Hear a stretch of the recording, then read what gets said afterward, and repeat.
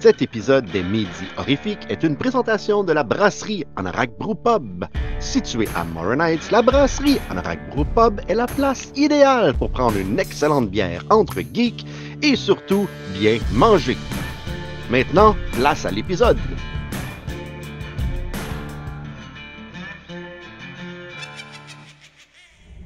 Bon, midi les démons. Ben, en fait, midi pour vous, mais pour moi, il est présentement 6 heures et je m'apprête bientôt à aller manger à un excellent restaurant ici à Barcelone qui s'appelle La Fourmi. Oui, oui, La Fourmi, qui est complètement débile, mais c'est à 20 heures, fait que je prends un peu de temps pour vous jaser. Puis de jaser, toi, Stéphane, mon petit démon favori.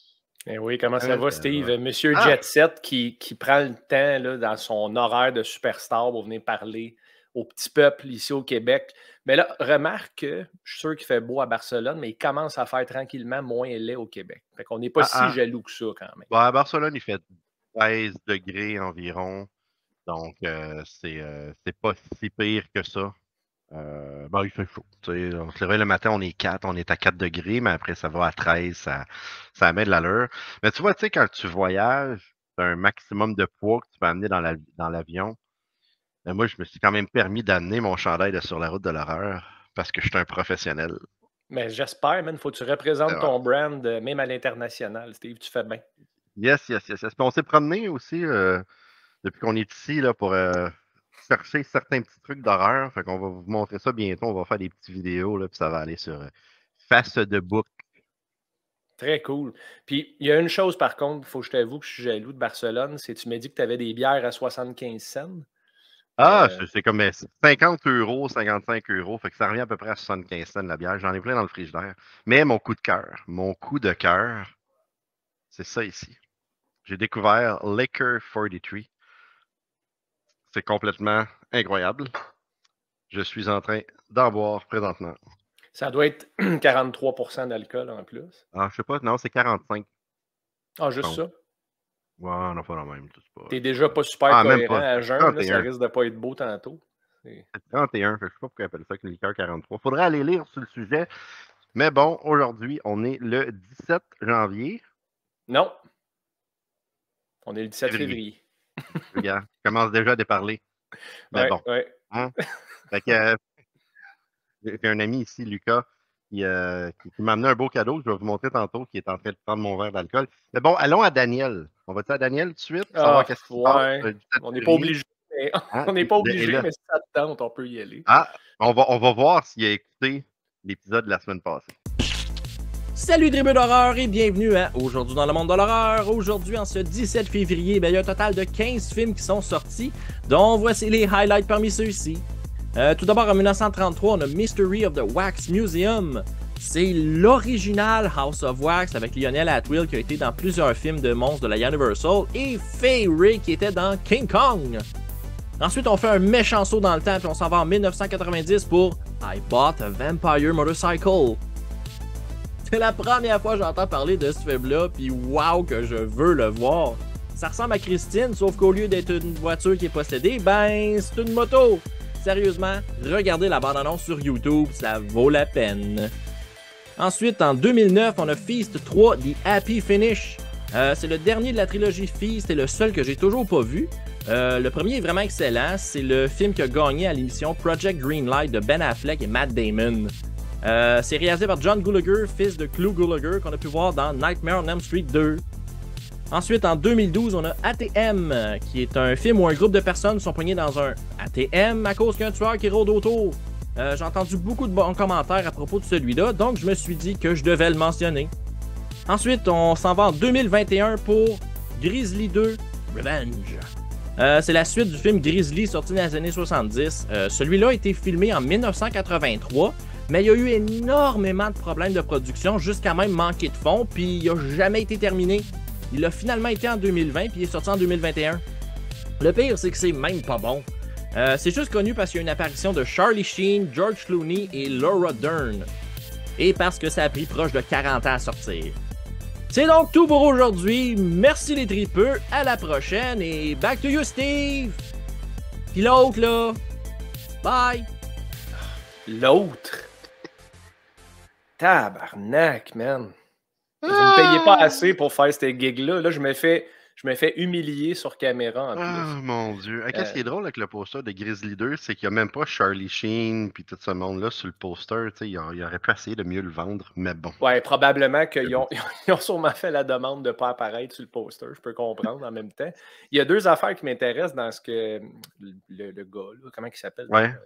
Philippe? Pascal? Ouais, c'est ça, ouais. Il y a 2 affaires. I Bought a Vampire Motorcycle. Je pense que c'est le titre le plus cool d'un film de l'histoire du cinéma. Fait que ça, c'est vraiment intéressant. Puis, il a aussi parlé de Clu Gulager, qui est effectivement le père à Jesse dans Nightmare on Elm Street 2.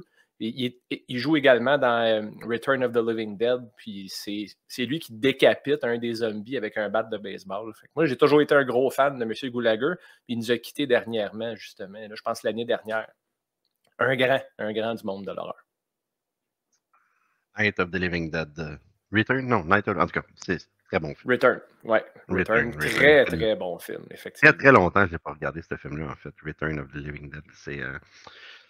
C'est très bon, mais là, j'ai plein de films que je vais pouvoir regarder.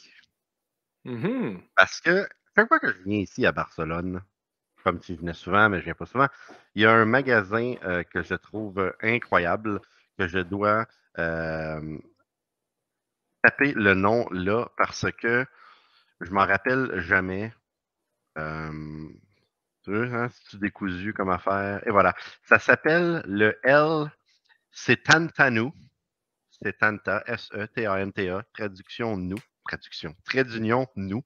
Et sérieusement, c'est vraiment un bon vieux Blu-ray Store. Il y a juste ça, avec des DVD. Il y a plein de spéciaux, puis il y a des éditions incroyables, pas chères, que je me procure toujours et que je me suis procuré. Fait que, tu veux-tu que je te montre ça? Ben, c'est sûr, man. C'est sûr que ça me tente. Ça. Moi aussi, j'ai de quoi cette semaine en plus. Oh boy, ok, on va commencer avec toi. OK. Bienvenue au tour de table horrifique.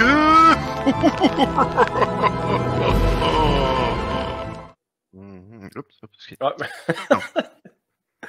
Bon, écoute, Steve, je les ai pas reçus encore. Mais je suis pas sûr qu'on peut mettre ça dans la catégorie horreur, mais le grand-père de ma femme nous fait un don d'un chevalet ainsi que 6 cassettes VHS de Bob Ross original. Puis un kit de peinture à l'huile. On va apprendre à peinturer des montagnes, des nuages, ainsi de suite. Puis, tu sais, Bob Ross, il était big dans le temps du horror trash. Fait que je ne sais pas, peut-être qu'il va faire référence à Freddy, Jason ou autre. Je te fais une promesse. D'ici la fin de l'année, je vais t'avoir fait une peinture grâce à Bob Ross de Leatherface avec le chevalet. Fait que tout se rattache dans ce que je dis. Puis, je te promets, dès que j'ai les VHS entre les mains, je vais vous les montrer. Je suis sûr que ça a une valeur inestimable sur eBay, tout ça. Okay. Puis là, qu'est-ce que tu vas faire avec ta peinture après? Tu vas-tu la garder ou la vendre aux enchères? On pourrait la vendre aux enchères au Requiem. On pourrait, mais je ne suis pas certain que personne va avoir les moyens de payer pour ça. Je vais peut-être la garder pour moi. Petit gars, j'ai une petite place à côté de mon piano ici en arrière. Là. Je vais peut-être afficher ça fièrement jusqu'à temps que ma femme le voit et elle dit enlève ça, il y a de la visite ou quelque chose de même. Fait que moi, j'ai reçu un petit cadeau de mon ami Lucas. Qui demeure à Rome. En fait, il vient du Québec. On s'est rencontrés au Festival Spasme back in the day. Après, il a vécu longtemps à Barcelone et là, il est parti à Rome et il m'a ramené la Casa, avec un 4K italien de Blu-ray de Evil Dead. Fait que c'est vraiment cool. Et à mon petit magasin, j'ai continué en me prenant une version de Evil Dead ici. Possession Infernal de San Remi. Je crois que je ne l'ai pas, celui-là. Hey, ça, c'est vraiment spécial. Je crois que je ne l'ai pas. Si je l'ai, je la donnerai à un auditeur. Ouais, ou à moi. Ça serait bon, ça. J'ai peut-être quelque chose pour toi un peu plus loin. Capital de sympathie, à force de me faire insulter par Daniel d'Horreur FM. Là, tu pourrais me donner des cadeaux. Tu as retrouvé son nom, c'est bon. Oui, c'est vrai. Ensuite, j'ai pris quelques Blu-ray. Souvent, ce qui arrive, c'est que tu arrives ici et tu te retrouves avec des films comme ça que, en fait, tu n'as aucune idée c'est quoi. C'est que, tu sais, le chien de l'enfer, là, hein, parce que je fais mon Duolingo, fait que c'est le El Perro del Infernino, mais j'ai aucune idée c'est quoi, mais tu sais, je me lance, je regarde le dos des pochettes, puis je me dis, ah, ça a l'air pas pire. Tu sais, 7,99, bon, c'est des euros, mais pas grave. Let's go, je me lance. Fait que j'ai pris le chien de l'enfer. Après, j'ai fait un film français qui s'appelle Baby Blood de 1990. Aucune idée si c'est bon ou pas. La fille a l'air enceinte. C'est un film français, fait que je vais voir ça a l'air de quoi. Les films français sont excellents dans le monde de l'horreur en général. Là. Ils prennent beaucoup de risques, je trouve, Oui. puis sont assez graphiques dans la plupart des cas. Et souvent, on prend des films, on voit le nom des acteurs comme Jeffrey Combs ici, et on se dit c'est quoi ça parce que le titre est complètement n'importe quoi. Fait que j'ai pris ce film-là avec Jeffrey Combs, que je ne sais pas c'est quoi. J'ai pas fait de recherche, je vais pas voir sur Internet Movie Database, mais encore, à 7,99, il y a une créature qui a l'air quand même pas pire cool, un genre de Bigfoot, whatever. Je suis sûr qu'il y a des personnes qui nous écoutent présentement qui ont déjà vu ce film-là. C'est un film de 1988 et 77 minutes. Sweet spot, incroyable. Fait que j'ai pris ce film-là. J'ai pris un autre film aussi qui s'appelle Link avec Elisabeth Shue. Sick. Hein? C'est une affaire avec un genre de singe, je crois. Je crois que j'ai déjà vu ce titre-là en anglais. Je pense que c'est le même titre. Ça s'appelle Link. Mais bon, c'est réalisé par Richard Franklin. J'ai aucune idée s'il a fait autre chose. Mais 103 minutes. Ça dépasse un peu notre sweet spot, mais c'est proche. 1986. Je suis un grand fan d'Elisabeth Shue. Avec raison, Elisabeth Shue, elle a marqué l'imaginaire de bien des jeunes hommes, je te dirais, surtout dans les 80s. Oui, dans le film Cocktail. Je sais pas si tu as déjà vu Cocktail. Ben oui, certainement. Hein, ça a bouclé la boucle avec Leaving Las Vegas. Où est-ce que tu dis Nicolas Cage, je te déteste. Puis d'ailleurs, elle joue dans The Boys que tu n'as pas regardé encore, qui était excellent. Puis Elisabeth Shue est vraiment très bonne là-dedans. Autre chose que je me suis pris, je suis un collectionneur de ce film, et en plus c'est thématique avec la semaine, My Bloody Valentine, ici en espagnol, que je n'avais pas cette copie. Et c'était la Saint-Valentin, hein, ce mardi. J'ai passé cette Saint-Valentin-là avec 4 merveilleux hommes, dont Guillaume et Danny, que vous connaissez. On a laissé Martin à Gatineau parce qu'on ne voulait pas l'avoir ici, on voulait avoir la paix. Mais c'est ça, on a écouté le meilleur film d'amour qui existe au monde pour des gars en train de manger du fromage, boire du vin, etc. Deadpool 1. Hein? C'était très agréable. Mais je me suis pris une belle copie de My Bloody Valentine pour rajouter à ma collection parce que ça, c'est mon slasher préféré. Tu as déjà vu My Bloody Valentine, Stéphane, j'espère? Eh oui, absolument. Il a fait partie des risques que j'ai pris quand j'étais kid au club vidéo Carnaval à Deux-Montagnes. Oh! Et là, ensuite, on tombe dans les grosses pointures. En Espagne, il y a des coffrets limités, toujours à 1600 coffrets de plein de séries. Je m'étais acheté House, donc House 1, 2, 3, 4. Je m'étais acheté les Blood Species. Je ne sais pas si tu connais les Blood Species. Ça vient de Full Moon avec le vampire, le méchant Radu. Justement, je pense que c'est cette semaine, la semaine dernière, il y a la bande-annonce qui est sortie du prochain Blood Species que je vais regarder. Fait que c'est peut-être la prochaine série que je vais écouter après que j'aille fini The Howling un jour pour pouvoir écouter le nouveau film.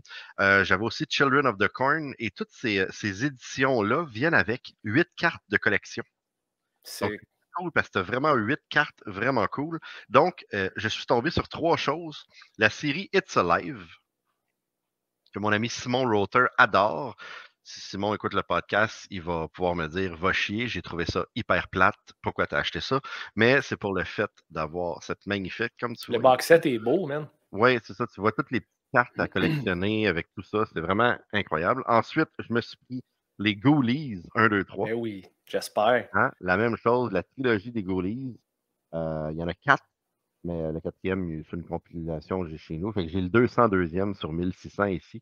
Avec 8 cartes postales encore. Je ne posterai pas ces cartes-là. Et enfin, la dernière pièce de résistance, c'est la trilogie 1984, 90 et 99 et 99-2. Je ne sais pas si tu as déjà vu ces films-là. Non, je les ai pas toutes vues, mais voilà, encore une chose avec les cartes à collectionner. Donc, c'est vraiment des belles éditions. Et enfin, Stéphane, j'ai décidé de te faire un cadeau. Ah, c'est en Espagne, c'était comme, faut que j'achète quelque chose. Heureusement pour toi, il n'avait pas Jeepers Creepers Reborn. Si je respirais plus, là. Là, je m'en ai dit, une version espagnole de ça, c'est assez pour avoir des idées de mettre fin à mes jours. Là. Mais je t'ai trouvé une version espagnole de Absurde de Joe Demento. J'ai investi un beau 5,99.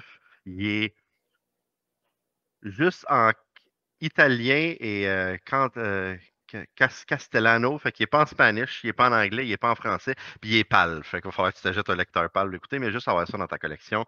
Voilà. Fait que j'ai investi en toi parce que je crois en toi, mon Stéphane. T'es gentil. Il y a un de nos auditeurs, Donald, qui a regardé Absurde, puis il a dit que c'était pas si pire. D'après moi, il buvait du 43. Ouais, je comprends, mais là, il y a des. En tout cas, on va en reparler d'ailleurs de nos films qu'on a regardés ensemble. Hein?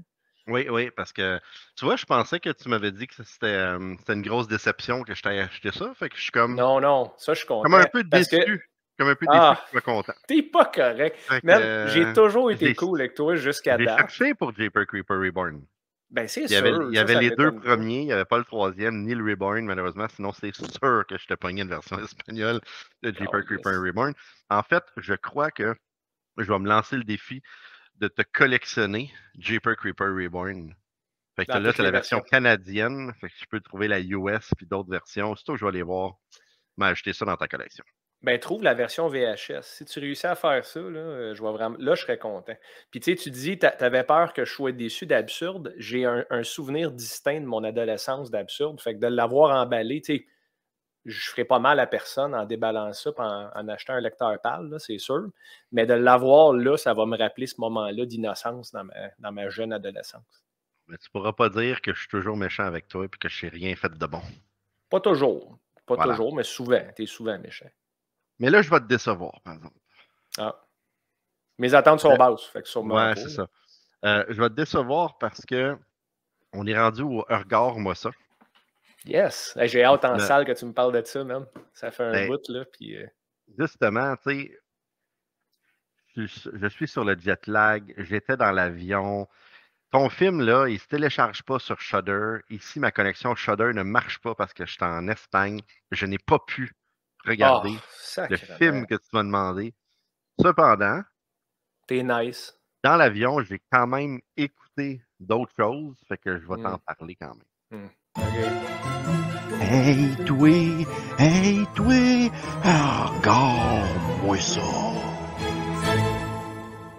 Alors, attends, je vais te remettre le sourire, là. Regarde voilà. Fait que, non, écoute, j'ai vraiment essayé fort. Il n'y avait rien qui marchait. J'ai manqué de temps. C'est compliqué, hein. Ici, on finit de travailler le soir. On n'a pas le temps, là. Je m'en vais avec le monde du bureau, va prendre un verre, va manger, arrive tard, me lève de bonne heure pour tourner. Fait que t'es pas en vacances, là. T'es pas en vacances, on s'entend. Non. C'est sûr que le soir, c'est agréable parce qu'on découvre des restaurants, on découvre la nouvelle bière, on découvre cet alcool. Mais c'est ça. J'ai pas été capable de bien gérer mon horaire. Cependant, dans l'avion, j'ai écouté plein de trucs. Premièrement, rapidement comme ça, j'ai fini de regarder la série You. Je t'ai parlé, la saison 3, en fait. La saison 4 est présentement sur Netflix. La saison 3 était excellente. La fin de la saison 3 était superbe. Je te conseille vraiment d'écouter ça. C'est vraiment une bonne série à regarder. Oui. Les épisodes, c'est-tu des épisodes d'1 heure chaque? Ben, c'est entre genre 45 minutes et 55. Il n'y a jamais de temps. C'est pas comme à la TV qui doivent absolument avoir des épisodes de 46 minutes, 24 secondes. Je ne sais pas trop quoi à cause des pubs. Là.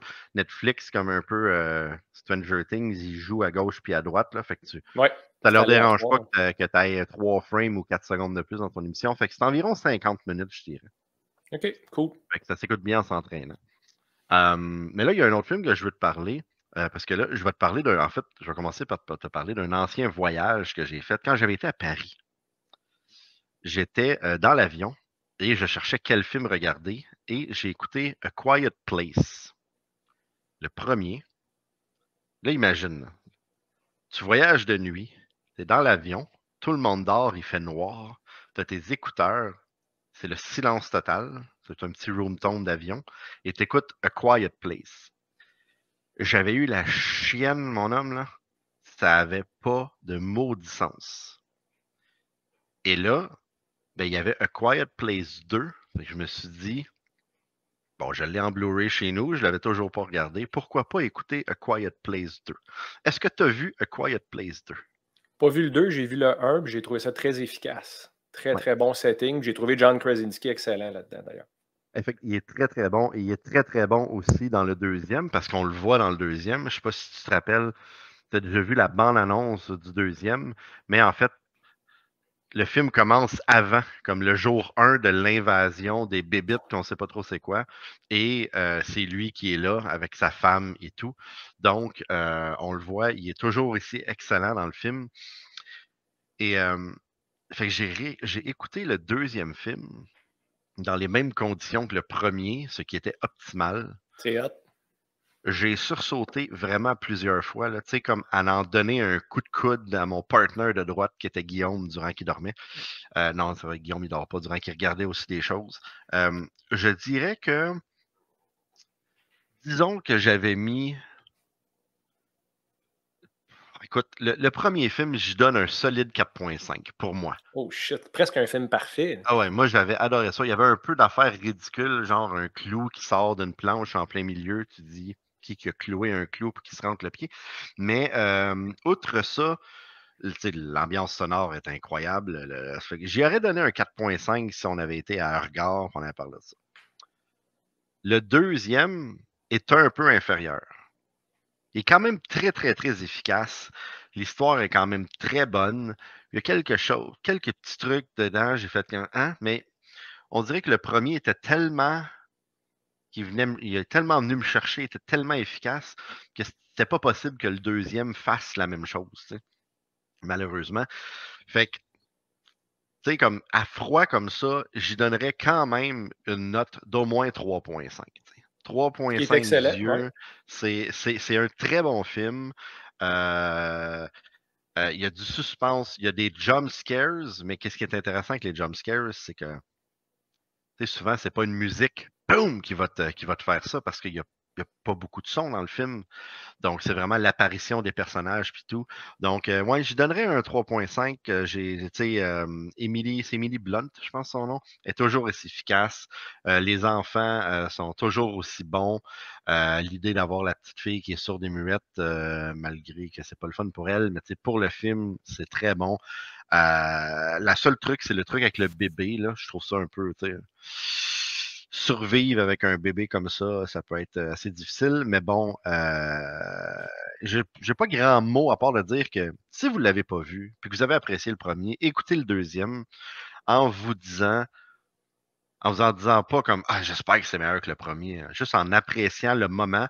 Et c'est pas un film à écouter en étant sur le téléphone puis en répondant à des textos, des emails. Il y a des films des fois que c'est pas grave, là, c'est léger. Ça, là, mettez ça de côté, fermez les lumières, mettez-vous dans l'ambiance puis écoutez A Quiet Place 2 pendant ce 2 heures, je crois, un petit peu plus que notre sweet spot. Mais tout est dans l'ambiance. Tout est dans l'ambiance. Donc, voilà. C'est vraiment bon ce que tu dis par rapport aux suites. T'sais, même si le film est parfait, il est quand même dans l'ombre du premier qui a eu un gros impact sur toi. Fait qu'il peut comme juste échouer. Puis c'est pas la faute du film des fois. Ça arrive aussi. Écoute, avec la lutte, c'est niaiseux, mais les lutteurs de deuxième génération sont toujours comparés à leur père. Les athlètes dans les sports, même chose. Tu n'as pas le choix, tu es comme dans l'ombre de quelque chose qui a eu du succès avant toi. Puis c'est un peu le syndrome des suites. Il y a quelques exceptions, là, comme Evil Dead 2, que je trouve qui est supérieur à tout point au premier. Mais ça reste que tu es dans l'ombre de quelque chose. Puis l'autre affaire aussi, j'imagine, avec Quiet Place 1 pour toi, Steve, c'est que tu étais exposé à ça pour la première fois, fait que tu étais surpris. Là, tu savais à quoi t'attendre. Mais là, tu me donnes vraiment le goût de le regarder parce que j'ai beaucoup aimé le 1. Je n'avais pas de raison de ne pas regarder la suite à part le temps et la vie qui passent. Puis on finit par avoir un backlog qui ne finit plus. Là. Mais merci. C'est quelque chose qui m'intéresse. Je sais que ce n'est pas une recommandation cette semaine. Tu as fait une recommandation libre à tout le monde finalement, mais je vais la prendre. Ça me tente de le regarder aussi. Il est sur Netflix en plus. Je ne sais pas si c'est Netflix, mais c'est très accessible, très, très, très facile. Voilà. Là, t'as amené quelque chose la semaine passée ou j'ai amené quelque chose la semaine passée, je m'en rappelle plus. Mais on est à la 16e épisode. Ça veut dire que ça fait 15 fois qu'on regarde quelque chose et qu'on met une note à nos films. On se disait, voilà, on s'est dit, pourquoi pas faire une petite rétrospective, puis regarder ça, puis sans vouloir dire débattre de nos notes, mais voir, ça a-tu de l'allure en fin de compte ce qu'on a donné? Ouais. Fait que je te présente un petit mini tableau, vraiment, comme ça, qui nous montre qu'est-ce qu'on a donné pour l'instant. Ouais, tu vois, comme là, je regarde ça encore aujourd'hui. Je me tiens. Ah, Absurd, il est à 0.5. Hein? C'est ça. Dans le fond, tu l'avais mis égal à Jeepers Creepers Reborn. Tu avais dit 0.6 même parce que tu voulais laisser la marque légendaire de Jeepers Creepers Reborn intouchée. Je regarde ça souvent avec rétrospective. Je regarde les reviews qu'on a données, excuse-moi, les notes qu'on a données. Puis je ne changerai rien jusqu'à maintenant. J'ai eu quelques commentaires d'auditeurs. Un me dit que tu n'étais juste pas fin avec moi, puis tu me soignais souvent de la merde, puis tu avais hâte de voir mes réactions, ce qui est valide. Moi, j'ai pas de problème avec ça pantoute. J'en ai un autre qui me dit c'est le fun, j'ai vraiment hâte de voir qu'est-ce qui va franchir le cap du 4. Ça m'intéresse de voir la suite, de voir c'est quoi un film qui te pogne tant que ça.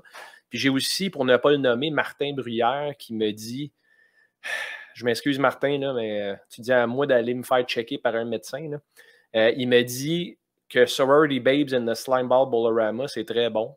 Puis que de dire que je regarderais Plague Town avant de regarder Sorority Babes, c'est impensable. Mais je maintiens ma position là-dessus, Steve. Puis tu me dis toi aussi que tu n'étais pas d'accord avec ça. Fait que si on a un point de contention, là, ça va être là, je pense. Je suis aucunement d'accord avec ce que tu dis. C'est rare que je me rallie derrière Martin. En fait, Martin puis moi, Martin est tout le temps en train de dire que j'ai des goûts de merde, ce qui est faux parce que Martin puis moi, on est pas mal pareil dans nos goûts. Et là, je regarde la petite chart ici, là, puis il y a une couple de trucs que je trouve qu'il n'y a juste pas de bon sens. Ben, parlons de Sorority Babes en comparaison avec Plague Town en premier. J'aimerais entendre c'est quoi tes arguments pour défendre que Sorority Babes devrait être devant Plague Town. Non, mais c'est parce que c'est l'ensemble de l'œuvre. Je veux dire, non, mais je veux dire, sans être un so bad it's good, c'est tout ce que le jeune ado d'horreur qui regarde un film des années comme 90 ou fin 80 veut voir. Tu sais, t'as une créature qui n'a pas de bon sens, t'as de la nudité, t'as des acteurs, des actrices qu'on connaît, la trame sonore est super bonne, bon, les kills sont pas fous, mais tu regardes ça, puis tu as quand même du gros fun. Tandis que Plague Town, t'en as pas. Fait que si c'était juste de moi, là, Plague Town descendrait à 1, puis Sorority Babes, ouais, je le mettrais à 1.5, mais je le mettrais peut-être même à 2 personnellement. Ah ouais. Ben, je vais te dire la raison pourquoi je trouve que Plague Town mérite 1.5 yeux de plus que Sorority Babes, c'est que Plague Town a essayé de nous raconter une histoire. Ils ont essayé d'avoir une ligne directrice, une trame narrative, puis ils ont essayé de nous donner une ambiance qui n'était pas toujours efficace. On s'entend, le film a raté à plusieurs points là, mais au moins tu pouvais expliquer c'est quoi le synopsis du film à quelqu'un qui ne l'a pas vu. Sorority Babes, c'est un film de sexploitation qui est évidemment, on est influencé par la nostalgie. Tu l'as dit dans ton argument, Steve, tu as dit c'est tout ce qu'un ado ou un kid des 80s veut. Ceci dit, le film n'a pas de sens. Aucun fucking sens. Puis j'en adore des films de sexploitation avec des marionnettes. Puis, man, j'adore ça. Puis j'étais ouvert avec Sorority Babes. Mais ce film-là était insipide. Il manquait beaucoup, beaucoup d'éléments. Puis ça avait de l'air d'un, comme je te disais l'autre fois, un gars sur le coin du comptoir qui a fumé du crack, qui a pris des notes. Puis après ça, il a tout rassemblé ses notes. Puis il a dit, grouillez-vous, on a 3 jours pour tourner ça. Tu sais. Ceci dit, je comprends. Oui, il y a une actrice, dont une surtout, Linnea Quigley, qui est une fucking queen. Mais bon, je la préfère dans les films avec Jeff Goldblum. Pas Jeff Goldblum, mais si tu l'as nommé tantôt, le gars qui joue Herbert West, là, Jeffrey Combs. Elle joue dans From Beyond, elle était écœurante. Puis c'est quand même une queen, mais là-dedans, son rôle, c'est quoi? Une fille punk qui s'en va faire un hold-up ou un vol dans une allée de bowling. Come on, là, c'est comme un rêve de fièvre, ce film-là. Fait que c'est la seule raison. Puis, quand tu me demandais est-ce que tu regarderais Plague Town avant Sorority Babes, la réponse, c'est que je regarderais ni un ni l'autre. Mais mettons que j'ai un gun sur la tempe, j'aurais choisi Plague Town. Il y a quand même eu des kills efficaces. Il y a eu un fil passé à travers les yeux d'un dude. Un coup de shotgun avec une tranche de capicole dans la face. Il y a quand même des affaires le fun. Mais bon, dans les deux cas, écoute, c'est pas des grands films, on s'entend. Fait que Martin mange de la merde. C'est ça que j'essaie de dire depuis tantôt. Mais là, tu vois, qu'est-ce qui est vraiment le fun, c'est que depuis 7 semaines, Sorority Babes 2 est présentement gratuit sur Tubi.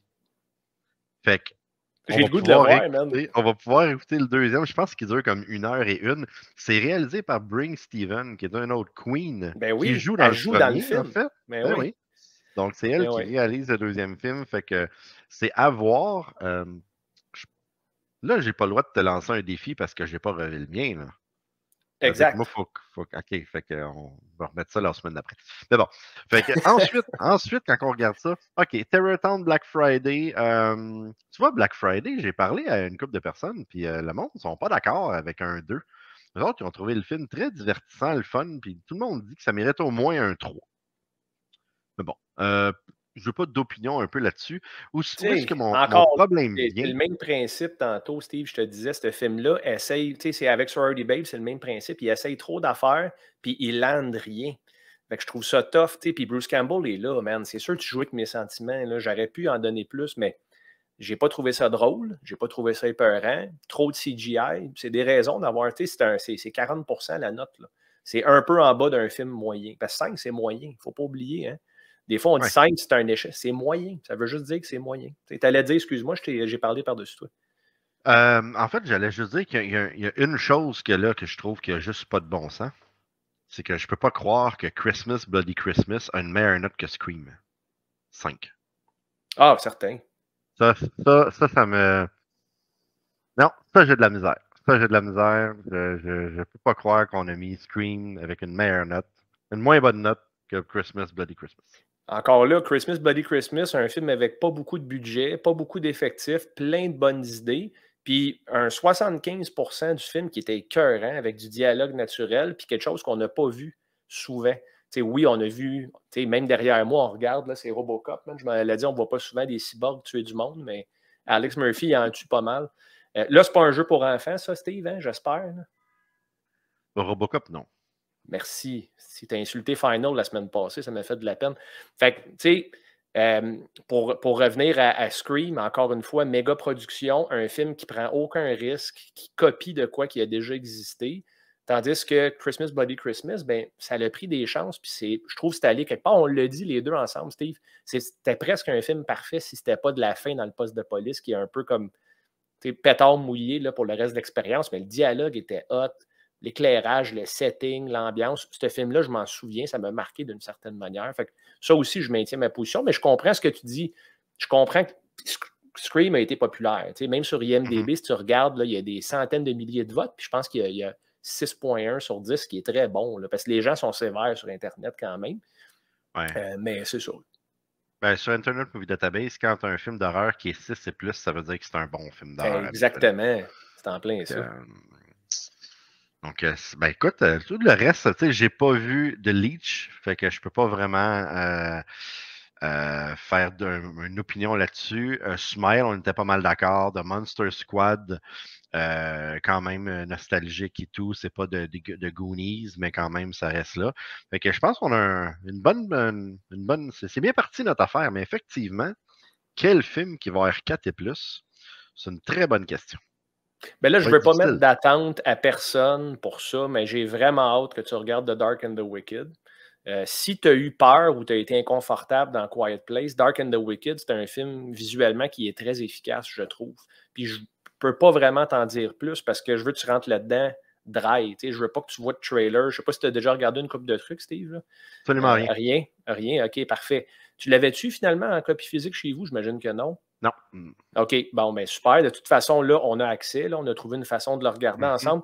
J'ai vraiment hâte que tu me parles de ça. Peut-être, tu es peut-être moins sévère que moi aussi. Moi, j'ai hâte de donner 4, 4.5 à un film, là, parce que il y en a, là. Il y en a, c'est sûr. C'est juste qu'à date, je trouve qu'on se tient beaucoup dans le milieu à date. C'est quand même pas mauvais. On a du 2.5, du 3, pas mal. Très peu de 0.5 parce que Jeepers Creepers Reborn a comme dominé le palmarès du bas, là. Ouais, fait que c'est quand même ça va être cool. c'est quand même triste qu'on n'ait pas parlé de Violent Night, que tu n'aies pas vu Violent Night. Parce que. Tu l'as-tu vu, toi?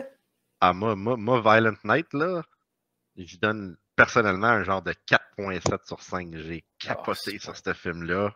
Tu casses notre échelle tellement que c'était bon, hostie. Oui, sauf que là, tu vois, il est pas là. Fait que mon opinion, on s'en fout là-dedans. Ben, on s'en fout pas. Il y a quand même Noël en 2023 si on se fait pas éclater par, par des ballons étranges dans le ciel là, qui nous supervisent. En tout cas, ça, c'est une autre histoire. Si on se rend à Noël, Steve, certainement qu'on va refaire la même thématique que l'année dernière. Ben, l'année dernière, il y a 2 mois. Là, parce que j'ai eu beaucoup de bons commentaires aussi là, de Violent Night. Good. Donc, là, ça veut dire pour la semaine prochaine, ben, je vais devoir écouter le film. Fait que tu es encore en congé grâce à moi. Hein, un film, une semaine off. Exact. Ça veut pas dire que je te maltraite, là. Non, tu ne me maltraites pas, puis tu me conseillais on the side, off the record, on va dire. Tu me conseillais Quiet Place 2, puis j'ai le goût de le voir. Fait que je vais avoir une belle excuse pour écouter un film, puis je ne serai pas obligé de t'en parler. En fait, on peut en parler rapidement, mais je ne mettrai pas de yeux, par contre. OK, bon, mais il n'y a aucun problème. Mais là, parlant de ça, est-ce qu'on met des yeux? Est-ce qu'on met mon 3 yeux sur 5 à Quiet Place 2? Parce que c'est comme un substitut au film que tu m'avais recommandé ou ça marche pas? Ah non, je ne ferais pas ça. Je ferais pas ça. Non, ça ne marche pas. Tu n'as pas fait tes devoirs. Il faut que tu aies un strike sur ton bulletin, Steve. Moi, c'est comme ça que j'élève mes enfants aussi. Si tu ne fais pas ce que tu as à faire, ça va peut-être goûter à la marde, mais tu vas l'avoir cherché ton repas. Tu comprends? Bon. Fait qu'on se revoit la semaine prochaine pour jaser de tout ça. Avec plaisir. Cool. Hey, avant qu'on se quitte, avant qu'on parte, qu'on montre un extrait sur la route de l'horreur, tantôt j'ai parlé de ce film-là, qui est un 5 sur 5 pour moi. Nice. C'était la Saint-Valentin. Et justement, il y a un fan-film sur ce film-là qui est sorti, qui s'appelle Saint Valentin Bluff, qui a été tourné, je crois, en partie dans les mêmes lieux de tournage et qui est sorti le soir de la Saint-Valentin. Je croyais que c'était un court-métrage, mais en fin de compte, le film, c'est un film d'1h30. Oh shit! Qui est sorti. Ouais, j'ai été super surpris. Écoute, ben, j'ai pas pu le regarder parce que j'ai pas eu le temps, mais je compte bien regarder ce film-là qui a été autorisé par George Mihalka. George, il était venu sur le podcast de Sur la route, puis il nous avait dit ils m'ont contacté, je leur ai dit qu'ils pouvaient faire un fan-film, c'est très cool. Donc, c'est disponible sur YouTube. Allez voir ça, un petit fan-film, c'est toujours le fun. Et c'est pas mal tout. As-tu quelque chose d'autre à rajouter, mon Stéphane, avant qu'on aille à l'extrait de Sur la route de l'heure? Écoute, non, pas pour cette semaine. J'ai hâte que tu reviennes de Barcelone. Là. Ça fait une couple de fois qu'on le tease, mais on a plusieurs projets là, à partager avec vous bientôt, chers auditeurs. Aussi, je voulais plugger que j'apparais à l'épisode 11 de Hors Route. Je m'excuse pour les choses que j'ai dit. Ça se peut que j'aille à me présenter, à Tout le monde en parle pour justifier mes propos bientôt. Mais regardez ça, ça vaut la peine. Puis suivez nos médias sociaux, bien entendu. On est sur Facebook, on est également sur Instagram. On a le groupe Sur la route de l'horreur où est-ce que les admins du groupe puis tout le monde qui fait partie de cette aventure-là interagissent beaucoup avec les fans. Puis même si vous interagissez pas, même si vous écrivez rien, ça vaut la peine d'y aller parce que vous allez avoir des recommandations de films constamment. Je dois quand même lever mon chapeau, même si je l'ai envoyé chier tantôt à Martin, qui met beaucoup de temps là-dessus. Suggestions du jour avec le poster tout le temps. Puis il s'assure de garder des gens vraiment engagés et intéressés. Puis évidemment, il y a Patreon, patreon.com pour Sur la route de l'horreur. Ça vaut la peine de le visiter aussi parce que là, vous allez avoir accès à plusieurs émissions bonus. Vous allez avoir accès à certains shows en avance également. Fait que, à part tout ça, non, j'ai rien à dire, Steve. Bon, ben, ça rappe ça. Fait que, on va aller sur un extrait de Sur la route de l'horreur. Je vais te laisser en cette heure midi 49 retourner au boulot. Puis moi, ben, je vais serrer mes films. Puis je vais prendre un autre petit verre de liqueur 43. Puis tantôt, je vais aller manger au restaurant La Fourmi. La Fourmi à Barcelone. Si vous allez à Barcelone, La Fourmi, c'est incroyable. Très nice. Moi, je vais être moins jet set que toi. Je vais essayer d'aller finir Robocop avec juste 2-3 jetons. D'après moi, c'est faisable. OK, à la semaine prochaine. Salut. Ciao. Donc, en fait, les enfants perdus, Martin, avant d'être les enfants perdus, c'était Ça fout la chienne. Moi, j'avais abonné Xavier, il avait tripé sur les BD. Fait que là, il nous a dit première porte à gauche en métal, c'est ça? On va cogner. Oh! Mais là, tantôt, tu disais que ça faisait partie de la collection Frisson avant. Ben, en fait, je me présente Lucas Jalbert. Moi, je suis auteur de bande dessinée à la base, surtout connu pour ça depuis les 20 dernières années. J'ai écrit ma première BD à l'âge de 9 ans, Les aventures de Funk et Punk. Et à l'âge de 14 ans, j'ai fondé ma maison d'édition Cabro Productions pour pouvoir publier moi-même mes propres ouvrages. Et j'ai montré ça à mes étudiants, puis ils trouvaient ça cool, hein, c'est hot. J'ai dit, il y aurait-tu de quoi faire avec ça? Puis là, ça m'est revenu en tête les vieux magazines Creepshow, Les Contes de la Crypte, etc. J'ai dit, je pourrais ramener ça. Puis est arrivé mon projet du magazine Ça fout la chienne en 2018. Et de là a découlé en parallèle la web-série des Enfants perdus, qui est devenue justement la série de romans. Il existe un endroit où le mal est tombé, déployant insidieusement son univers.